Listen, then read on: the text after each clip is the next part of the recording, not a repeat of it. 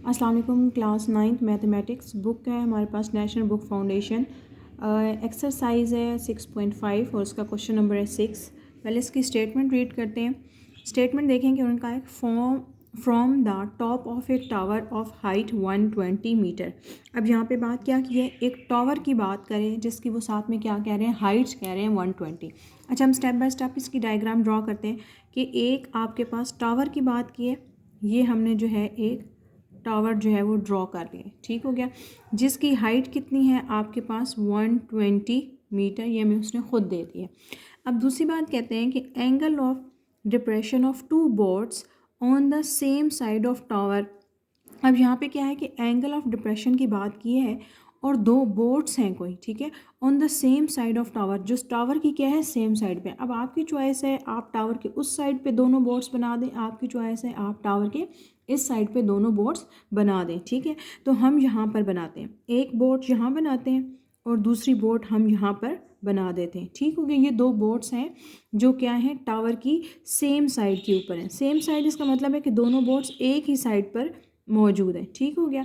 अब दूसरी बात उसने हमें एक और बात बताई थी, एक तो उसने दो बोर्ड्स बताई थी, दूसरा उसने बताया कि angle of depression of two boards on the same side of tower at water level और 60 डिग्री एंड 45 डिग्री। अब इस बात को समझने की बात है, उसने कहा है कि एंगल ऑफ डिप्रेशन बन रहा है। अब इससे क्या पता चल रहा है कि मैंने आपको बताया था कि एंगल ऑफ एलिवेशन होता है जब कोई चीज़ हम नीचे से खड़े होकर ऊपर की साइड पे देख रहे हो, ठीक है। लेकिन एंगल ऑफ डिप्रेशन क्या होता है, हाइट से डाउनवर्ड साइड पे होता है, यानी कि हाइट पे कोई पर्सन खड़ा होगा और वो क्या कर रहा होगा, नीचे देख रहा होगा। अब ये हाइट क्या है, एक टावर की हाइट है और वो टावर पे पर्सन है, ठीक है। और एंगल ऑफ डिप्रेशन जो है वो दोनों बोर्ड्स का, एक का बनता है 60 डिग्री और एक बोर्ड का कितना बनता है आपके पास 45 डिग्री। अब मैं क्या करती हूँ, जो फर्स्ट बोर्ड है उसका बना देती हूँ एंगल ऑफ डिप्रेशन क्या है 60 डिग्री, ठीक हो गया। और जो दूसरी बोर्ड है उसी टावर से दूसरी बोर्ड का एंगल क्या बना देती हूँ यहाँ पर मैं 45 डिग्री, ठीक हो गया। ये चीज़ें हमें इस क्वेश्चन में स्टेटमेंट में बताई हैं। अब उसने क्या कहा है, find distance between the boards. अब एक बोर्ड ये थी और एक बोर्ड ये, दो बोर्ड्स के दरमियान में ये जो डिस्टेंस है हमें कह रहे हैं कि आपने सिंपली वो फाइंड आउट करना है। तो अब ये फाइंड आउट करना है, अननोन है, तो मैं यहाँ पे इसको एक्स का नाम दे देती हूँ, यही चीज़ हमने निकालनी है। अब इसको पूरी ये हमारे पास ट्राइंगल टाइप बन गई, इसको नेम्स देते हैं। पहले इसको देते हैं ए, ये देते हैं बी, ये इसको देते हैं सी और इस कॉर्नर को दे देते हैं डी नाम दे देते हैं, ठीक हो गया। अब आपके पास एक और छोटी सी बात मैं आपको बता दूं कि हमारे पास अगर इसको देखा जाए तो दो ट्राइंगल्स बन रही हैं, एक ये वाला पोर्शन, एक ये पोर्शन। इसके अलावा तीसरी ट्राइंगल हमारे पास ये पूरी ओवरऑल ट्राइंगल भी बन रही है। अब हमारा जो मेन पर्पस है वो सिर्फ फाइंड आउट ये करना है ए से बी, यानी ए बोर्ड से बी बोर्ड के दरमियान में डिस्टेंस कितना है।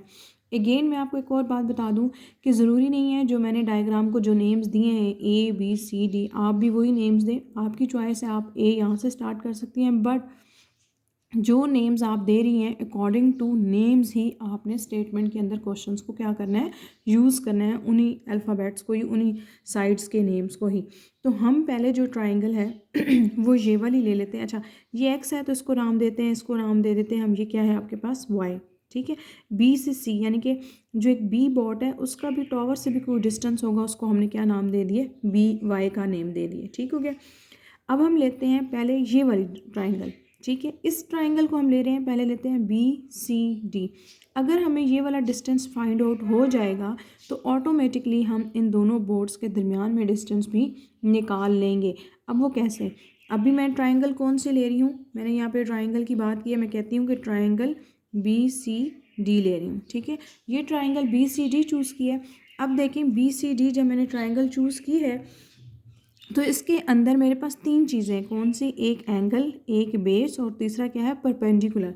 तो अभी तक हम क्वेश्चन में मोस्टली क्वेश्चंस में देखें तो हम टेन थीटा का ही फार्मूला यूज़ कर रहे हैं, क्योंकि उसमें परपेंडिकुलर ओवर क्या है आपके पास बेस, ठीक है। ये इसी की इक्वल होता है ना टेन थीटा आपके पास। तो अब उसके बाद हम नेक्स्ट स्टेप में क्या करेंगे, अब perpendicular tan theta as it is, और परपेंडिकुलर हमारे पास किसके इक्वल है, सी डी है ना। तो पहले मैं उसके नेम्स लिख लूँ, सी डी है, और आपके पास बेस किसके इक्वल है, आपके पास बी सी के, ठीक हो गया। थीटा, अब टेन थीटा, थीटा की जगह पे क्या आएगा, एंगल किसकी बात हो रही है आपके पास 60 डिग्री की। सी डी आपके पास क्या है, एच हाइट है ना, और बी सी आपके पास किसके इक्वल है, वाई की इक्वल। अब हाइट की आपको वैल्यू दी हुई है, वो कितनी दी है, 120। तो अब मैं क्या करूँगी, इसमें हाइट को रिप्लेस करूँगी किसके साथ, 120 के साथ। यहाँ पे लेंगे 1060, तो ये आपके पास आंसर देगा 1.7320। हाइट है आपके पास 120 और y एज इट इज़ ही आएगा क्योंकि y हमें अननोन है। अब y इक्वल किस साइड पे चला जाएगा, ये साइड पे आ जाएगा। तो हमारे पास यहाँ से जो है y की वैल्यू आ जाएगी, y की वैल्यू हम यहाँ से फाइंड आउट कर लेंगे। ये क्या होगा, y इक्वल्स टू क्या है, 69.28 मीटर।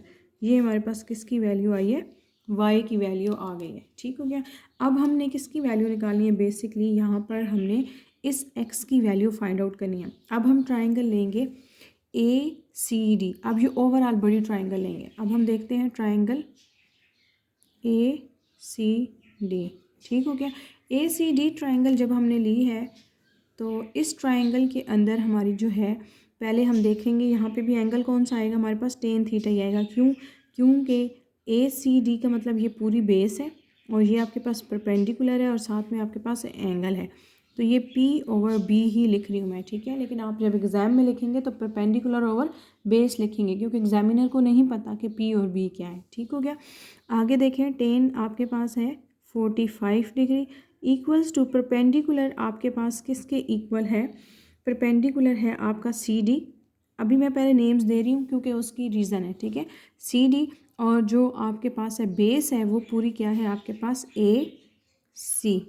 ठीक हो गया। अब देखें tan 45 को अगर मैं आंसर निकालती हूँ तो वो क्या आता है, 1। CD मेरे पास क्या है, H की इक्वल, और AC देखें।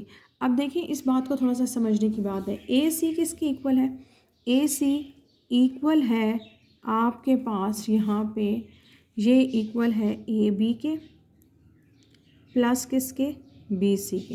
अब देखें AC एक बुरी लाइन है जो स्प्लिट हो रही है दो लाइंस में, AB और BC। अब AC एज इट इज़ होगा, AB की जगह पे क्या आएगा, हमने उसको किससे रिप्लेस किया था, X से। BC क्या है आपके पास, प्लस Y। तो आपके पास AC क्या आएगा, X प्लस Y। तो मैं यहाँ पे X प्लस क्या लिख दूँगी, Y। अब देखें 1 एज इट इज़, H की वैल्यू हमें सबको पता है वो क्या है आपके पास, 120। H की जगह पे लिखूँगी 120। अभी देखें x जो है वो मेरा एज इट इज़ आएगा, और अभी y की वैल्यू हमने आपके सामने ही फाइंड आउट की थी प्रीवियस इस पार्ट में जब हमने ट्राइंगल ACD लिया था। तो y क्या आया हमारा, 69.28। तो y की जगह पे मैं क्या लिख दूँगी यहाँ पर, 69.28। ठीक हो गया। अब अगेन ये क्रॉस मल्टीप्लिकेशन होगा, ये ऊपर जाएगा, 1 से ये मल्टीप्लाई होगा तो अगेन ये नंबर खुद ही आएगा, क्योंकि 1 के साथ जब भी कोई चीज़ मल्टीप्लाई होती है तो वो अगेन वो नंबर इटसेल्फ ही आ जाता है। अब x इक्वल के इस साइड पे, तो ये क्या होगा, 120 माइनस 69.28। तो इसको जब हम माइनस करेंगे तो ये आंसर क्या देगा, 50.7 मीटर। ये मेरे पास क्या हो गई है, x की वैल्यू आ गई है। और यही क्या है, बेसिकली डिस्टेंस है between two boats is 50.7 meter. यही मैंने क्या करना था, फाइंड आउट करना था दोनों बोर्ड्स के दरमियान में डिस्टेंस। अब अगेन देख लें थोड़ा सा क्वेश्चन को।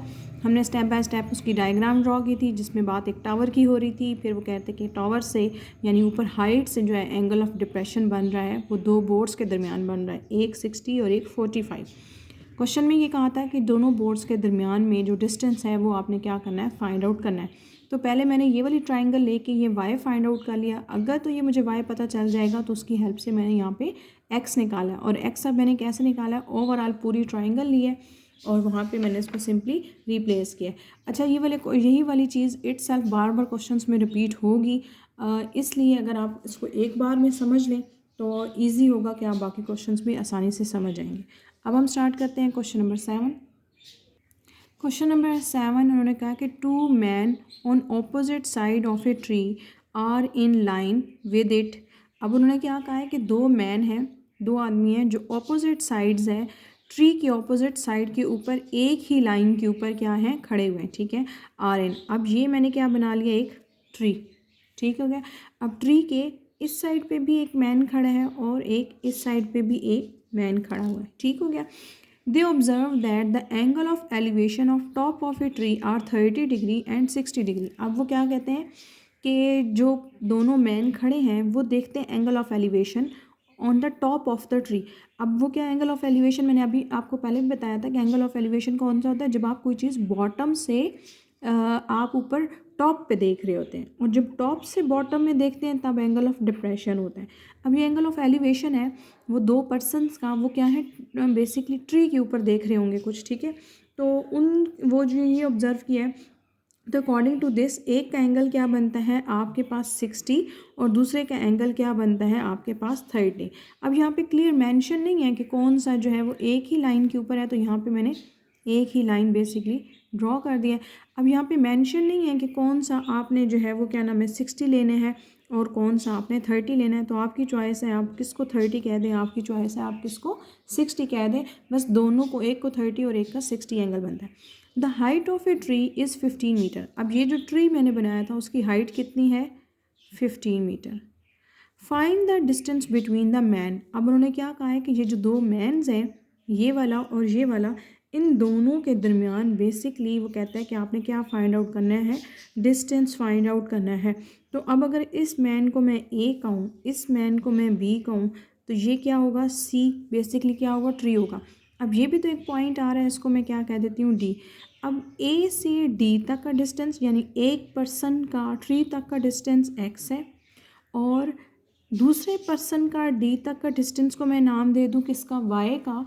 तो इसका जो ओवरऑल डिस्टेंस है वो मैं कैसे निकाल सकती हूँ, एक्स प्लस वाई करके, यानी कि दोनों का प्लस करके मैं ओवरऑल डिस्टेंस निकाल सकती हूँ। बात समझ में आ रही है कि हमारे पास बात हुई थी एक ट्री की और साथ में दो पर्सनस की। वो कहते हैं कि वो जो है एंगल ऑफ एलिवेशन बना रहे हैं टॉप ऑफ द ट्री की हेल्प से, साथ में ट्री की हाइट दी है, और फिर उन्होंने कहा है कि ए से बी यानी उन दोनों पर्सनस के दरमियान में बेसिकली जो ट्री के ऑपोजिट साइड्स पे खड़े हैं उनका डिस्टेंस बताएं। तो पहले मैं पर्सन ए का ट्री यानी डी तक का डिस्टेंस, फिर पर्सन का डी तक का डिस्टेंस फाइंड आउट कर लूँ, तो दोनों डिस्टेंस को मैं ऐड करके ओवरऑल डिस्टेंस दोनों पर्सनस का बता सकती हूँ। मैं पहले दोनों को नहीं बता सकती ना, पहले मुझे एक एक का डिस्टेंस पता हो ट्री से, तो फिर मैं दोनों को ऐड कर लूँगी। अब बात यहाँ तक क्लियर होगी। अब हम स्टार्ट करते हैं ए सी डी। अब हम पहले ये वाली ट्राइंगल लेते हैं, किसमें, ए सी डी, और फिर हम लेंगे बी सी डी, यानी कि पहले हम एक्स को फाइंड आउट करेंगे, फिर हम किसको फाइंड आउट करेंगे, वाई को फाइंड आउट करेंगे। ये बहुत इजी सा प्रोसेस है। पहले हमने ट्राइंगल ली है ए सी डी। अब ए सी डी लिया है तो देखिए ए सी और डी, इसमें एक हमें क्या पता है, परपेंडिकुलर पता है, एक एंगल पता है, और फाइंड क्या करनी है, बेस फाइंड आउट करनी है, ठीक हो गया ना।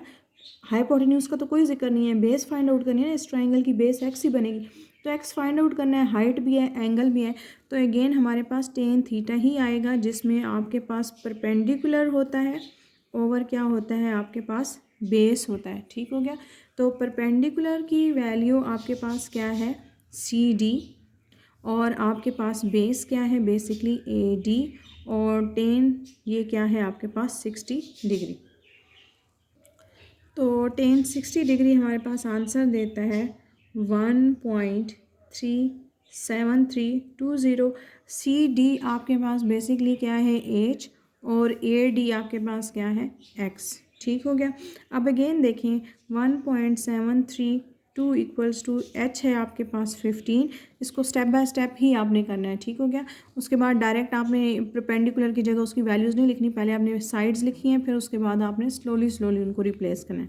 एक्स आपके पास क्या हो जाएगा ये, अब अगेन क्रॉस मल्टीप्लिकेशन, एक्स उस साइड पे 15 ओवर क्या होगा 1.7320। अगर आप देखें तो ये हमारा सेम प्रीवियस क्वेश्चन की तरह ही प्रोसेस चल रहा है।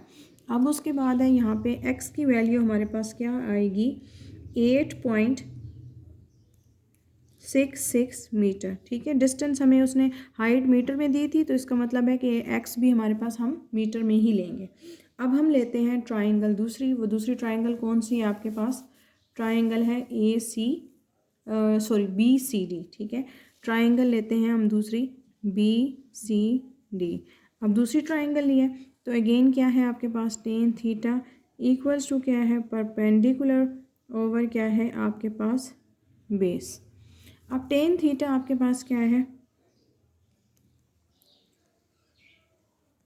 परपेंडिकुलर आपके पास क्या है H और बेस आपके पास क्या है यहाँ पर Y। ठीक हो गया, बेस Y है, परपेंडिकुलर आपके पास H है और एंगल आपके पास क्या था 30 डिग्री। मैंने उसको रिप्लेस कर दिया। टेन 30 आपको आंसर देता है 0.5773। H आपके पास यहाँ पे है 15 और ओवर क्या हो जाएगा Y। अब उसके बाद नेक्स्ट स्टेप में हमने क्या करना है कि अगेन क्रॉस मल्टीप्लिकेशन होगी वाई साइड पे, तो यहाँ पे क्या होगा 15 ओवर 0.5773। तो यहाँ पे अब जब हम y की वैल्यू निकालेंगे तो y की वैल्यू हमारे पास क्या आएगी 25.9। अब देखिए y की वैल्यू हमारे पास आई है 25.9।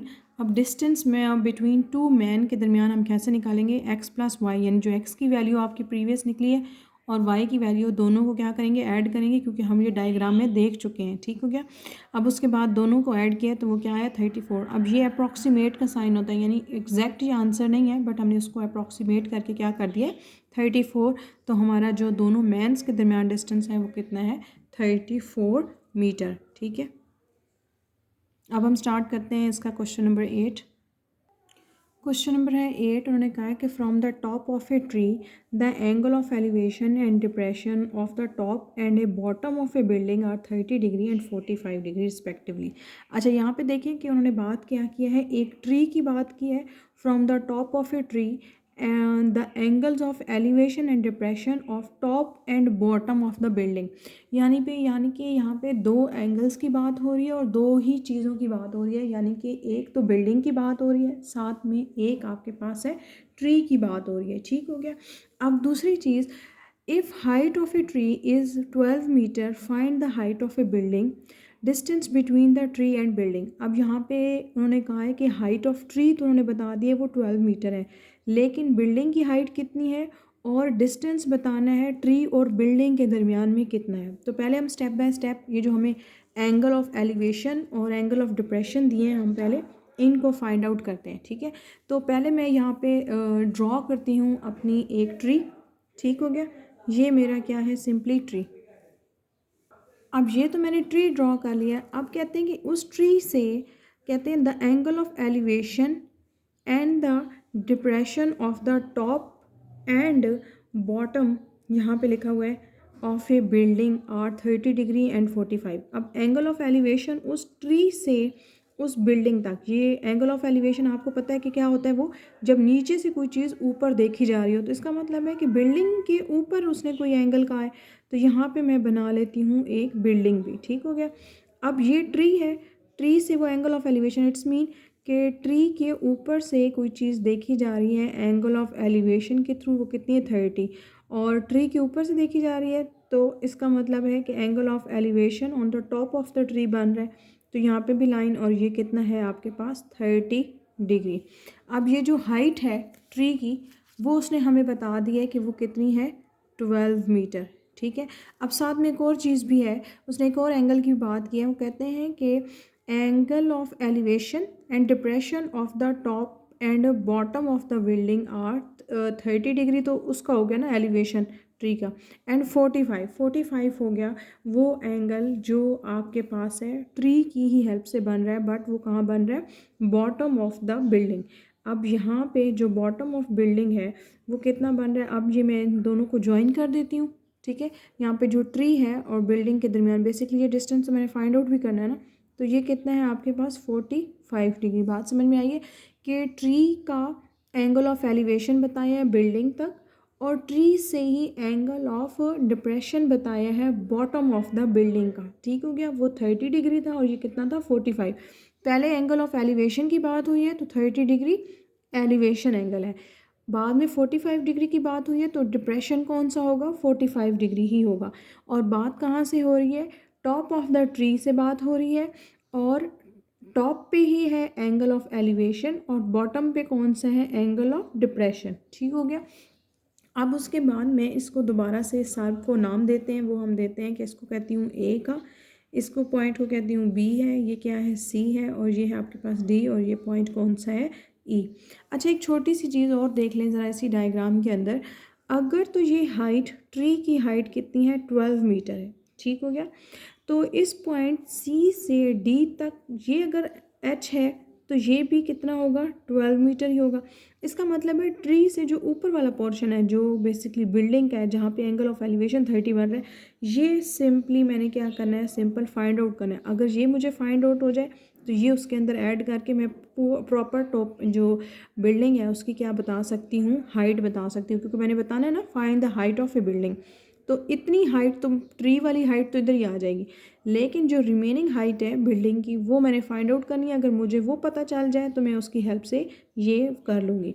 दूसरी बात, and A distance between tree and building. अब ये ट्री बिल्डिंग है और ये ट्री है, इन दोनों के दरमियान में जो डिस्टेंस है वो भी मैंने फाइंड आउट करना है। तो उसको मैं नाम दे देती हूँ किसका, एक्स का।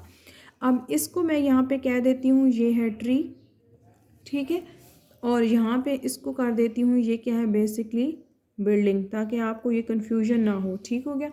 ये मेरे पास ट्री है और वो मेरे पास क्या है, बेसिकली सिंपली बिल्डिंग है। अब मैं प्रोसेस स्टार्ट करती हूँ क्वेश्चन सॉल्व करने के लिए। तो प्रोसेस स्टार्ट करने से पहले आप ये एक छोटी सी चीज़ देख लें कि आपके पास दो ट्राइंगल्स बन रही हैं, एक ये ट्राइंगल और दूसरी ये ट्राइंगल।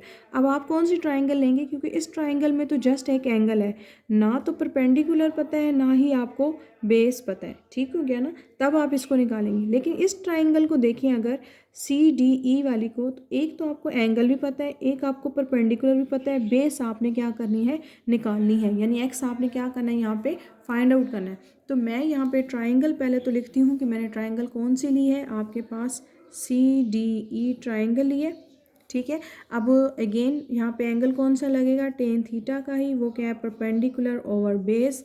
तो टेन थीटा क्या है मेरे पास, 45 डिग्री, और जो परपेंडिकुलर है वो कितना है मेरा, डी ई, और जो बेस है वो क्या है मेरी, सी डी। ठीक हो गया।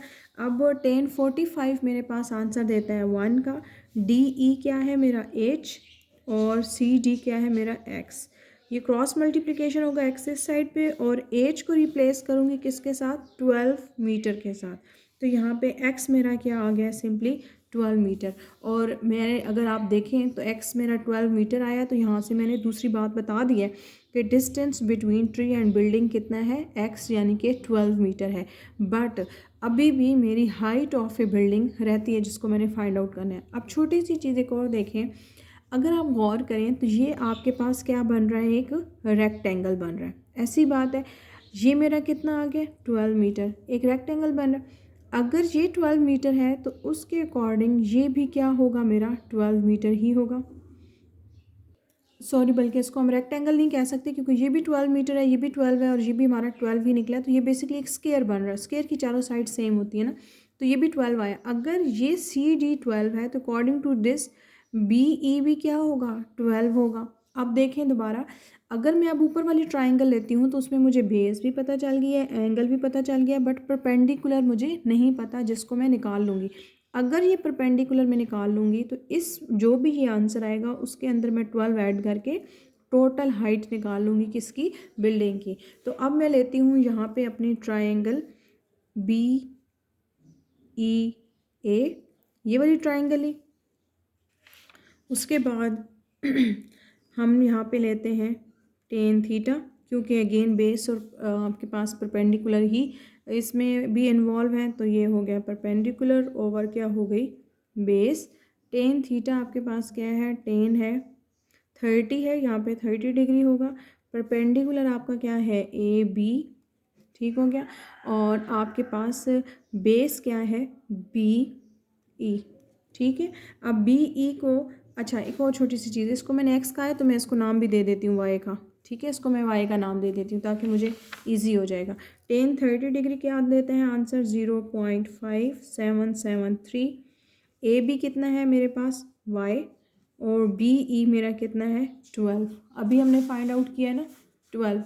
अब उसके बाद ये क्रॉस मल्टीप्लिकेशन होगा, वाई साइड पे ये साइड पे जाएगा तो क्या होगा 0.5773 multiply by 12।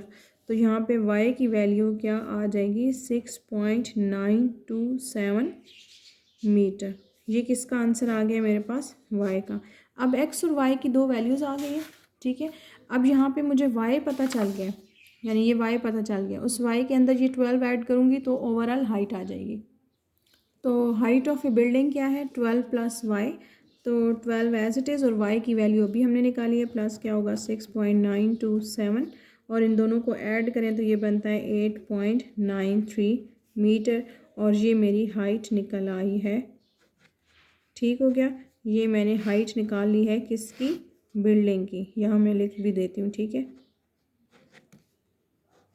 Height of building मेरी कितनी आई है यहाँ पे 18.93 मीटर, ये मेरी हाइट ऑफ बिल्डिंग आ गई। अब हम स्टार्ट करते हैं क्वेश्चन नंबर 9। क्वेश्चन नंबर 9 देखें, उन्होंने कहा from a point A on ground at distance of 200 meter, angle of elevation of top of the tower is alpha. उन्होंने यहाँ पे क्या कहा है, आपको कहा है कि एक पॉइंट है A on a ground at distance of 200 metre. अब वो क्या कहते हैं कि एक जो है पॉइंट है वो ग्राउंड के ऊपर है, ठीक है, और उसका जो डिस्टेंस है वो कितना है 200 मीटर है। Angle of elevation of top of the tower is alpha, और एंगल ऑफ एलिवेशन कितना है अल्फ़ा। अब यहाँ ज़रा गौर करें कि इसका मतलब है कि वो जो पॉइंट है ग्राउंड के ऊपर उसका डिस्टेंस कौन सा बता रहे होंगे, टावर के साथ डिस्टेंस बता रहे होंगे, वो कितना है 12 मीटर। यानी कि फॉर एग्जांपल अब यहाँ पे मैं ड्रॉ करती हूँ, एक पॉइंट है, यहाँ पे पॉइंट ए है मेरा, ठीक हो गया, और यहाँ से जो टावर है यहाँ पे कहीं टावर होगा, ठीक हो गया, उस टावर से जो डिस्टेंस है वो मेरा कितना है 200 मीटर, ठीक हो गया। अब दूसरी चीज़ देखें, उसने कहा है कि जो वो एंगल ऑफ एलिवेशन बना रहा है टॉप ऑफ द टावर वो कितना है अल्फ़ा।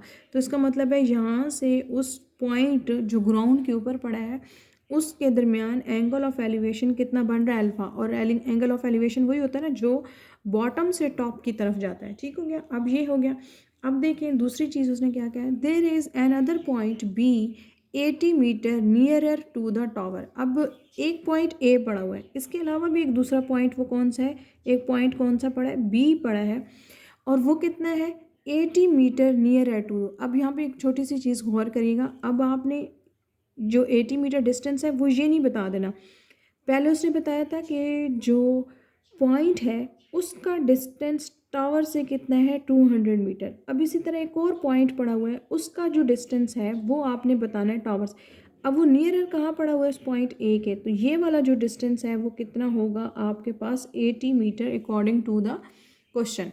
अब उसके बाद देखें, अब आप लोग मोस्टली स्टूडेंट्स क्या करते हैं, उस जो बी पॉइंट होगा ना उसका टावर से डिस्टेंस ये वाला 80 बता देते हैं, ये नहीं है। बेसिकली ए के अराउंड ये वाला जो डिस्टेंस है वो जो पॉइंट ए से है वो डिस्टेंस कितना है 20 मीटर। अब उसके बाद देखें, the angle of elevation of top of the tower from B is beta. अब जो बी पॉइंट है उसका भी एंगल ऑफ एलिवेशन बन रहा है टॉप ऑफ द टावर के साथ, और वो क्या है आपके पास बीटा, ठीक हो गया। इफ़ टेन अल्फ़ा, अब यहाँ पे टेन अल्फ़ा की वैल्यू दी हुई है, वो क्या दी हुई है 2/5। Find height of a tower and value of beta. अब ये बीटा की वैल्यू फाइंड आउट करनी है, और ये जो टावर है उसकी जो हाइट है वो कहते हैं कि वो आपने फाइंड आउट करनी है। तो अब मैं यहाँ पे नाम देती हूँ, ये है ए बी और ये होगा सी, और इसको नाम दे दूँगी किसका, डी का। अब छोटी सी चीज़ एक और देखें, अगर ये ओवरऑल डिस्टेंस, ठीक है, मैं इसको यहाँ नीचे लिख देती हूँ, अगर ये ओवरऑल डिस्टेंस 200 मीटर है अकॉर्डिंग टू द क्वेश्चन, और ए से बी के दरमियान में डिस्टेंस 80 है, तो उस पूरे 200 के अंदर से अगर मैं ये 80 माइनस करती हूँ ये स्मॉल पोर्शन, तो इसका डिस्टेंस आ जाएगा, और वो मेरा कितना आएगा 120 मीटर, ठीक हो गया। तो अब अगर आप दोनों की तरफ देखें तो मैंने यहाँ पे निकाल लिया, ये कितना आ गया डिस्टेंस 120 मीटर। अब अगर आप गौर करें तो आपकी दो ट्राइंगल्स बन रही हैं। अगर मैं ट्राइंगल लेती हूँ ए सी डी, यानी ओवरऑल ये वाली ट्राइंगल लेती हूँ, तो according to A C D मुझे बेसिकली क्या है, ये वाली बेस, इस जो ए से सी का डिस्टेंस है वो भी पता है, एंगल अल्फ़ा भी पता है, और जो हाइपोटेन्यू जो उसका हाइट है CD वो मेरे पास अननोन है, जिसको मुझे क्या करना है, फाइंड आउट करना है। तो मेरे पास अगेन कौन सा फार्मूला आएगा यहाँ पे, वही टेन थीटा ही आएगा, परपेंडिकुलर ओवर बेस। परपेंडिकुलर मेरा क्या था यहाँ पे, CD लिखा, बेस क्या थी, AC को रिप्लेस किया 200 के साथ, CD को रिप्लेस किया H के साथ। अब थीटा जो एंगल था वो क्या था, अल्फ़ा, और टेन अल्फ़ा की वैल्यू मुझे क्वेश्चन की स्टेटमेंट में दी हुई है। टेन अल्फ़ा किसके इक्वल है आपके पास, 2/5 के। तो टेन अल्फ़ा की जगह पे मैंने यहाँ पे रिप्लेस कर दिया 2/5। अब यहाँ पे इसकी क्रॉस मल्टीप्लिकेशन हुई है और हाइट यहाँ पे क्या निकल आई है, 80 मीटर।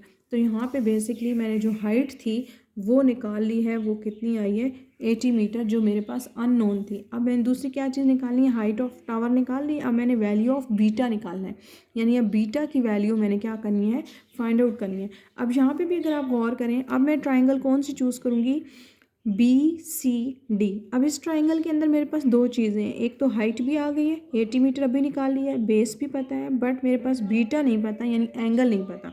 अगेन कौन सा ट्राइंगल, मैं यहाँ पे लिखूँगी BCD। अगेन मेरी कौन सी ट्राइंगल यूज़ होगी यहाँ पे, ट्रिग्नोमेट्रिक रेशियो कौन सी होगी, टेन थीटा। तो अब देखें BCD चूज़ किया, परपेंडिकुलर और बेस। परपेंडिकुलर यहाँ पे हमारे पास क्या था, आपके पास थी परपेंडिकुलर था आपके पास CD और वो है H 80, और बेस BC वो क्या है आपके पास 120। सिंपली मैंने उसके अंदर रिप्लेस किया है, tan beta as it is आया, बीटा मुझे फाइंड आउट करना था। फिर उसके बाद मैंने नेक्स्ट स्टेप में क्या किया है, उनका इन्वर्स लिया है, और ये टेन इन्वर्स क्या है, 33.69, और यही मेरा क्या हो गया है, एंगल फाइंड आउट हो गया है किसका, जो मैंने फाइंड आउट करना था, टेन इनवर्स का बीटा फाइंड आउट करना था। हाइट में पहले से निकाल चुकी थी। अब इस एक्सरसाइज का लास्ट क्वेश्चन नंबर 10 स्टार्ट करते हैं।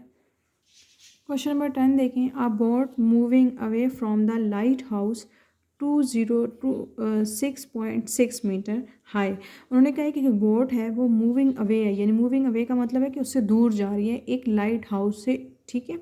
और वो लाइट हाउस की जो हाइट है वो उसने हमें यहाँ पे ये मेंशन कर दी।